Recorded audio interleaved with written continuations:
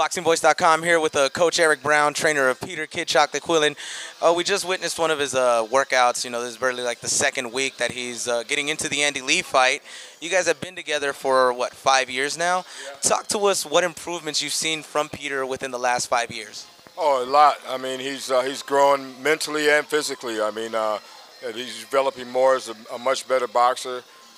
He's always been a great puncher, you know what I mean? But he's smarter. He's more technical. He's sharper. So he knows how to win fights even when he's not having a good night. I mean, he's proven that, and I really like to see that because to me that's a test of a true champion. Now, this fight is unprecedented because it will be the second fight on primetime, and boxing on primetime on network television hasn't been seen for a long time now.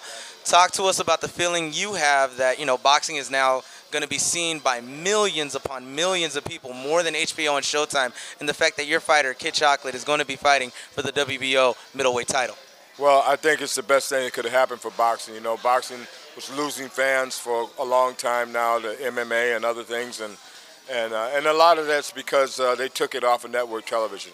I mean, I remember back in the 70s and early 80s, you could find great fights all over ABC Sports, and everybody was watching. It was one of the #1 sports in the world. So I think this is going to bring it back. I like the fact that Al Heyman has made these moves to bring it back to network television, and I think it'll help bring a lot more fans back to the situation.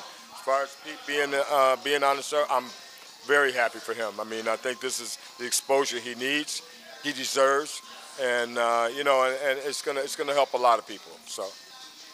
Talk to us about last year when it came to this decision. You know, Peter was the WBO champion. They went to the purse bid with Korobov, and he actually vacated the title. You know, back then we were told that big things were coming up, and now we see the big things are here. What was your mind frame when you heard that Peter vacated the title?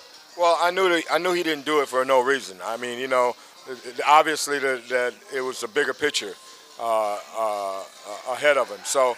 And, you know, the WBO title wasn't really doing that much for him. I mean, he wasn't getting the kind of credit that he deserved for being a champion and defending the title. And they didn't seem like they were trying to do anything to really improve on that. So, you know, at that point, I think it was a good business decision that he and Al made together.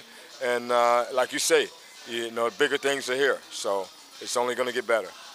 Now talk to us about his opponent coming April 11th. He's going to be fighting Andy Lee. Andy Lee, you know, he's had some tough losses, but he finally won the big one against Korobov. He is a very dangerous right hook.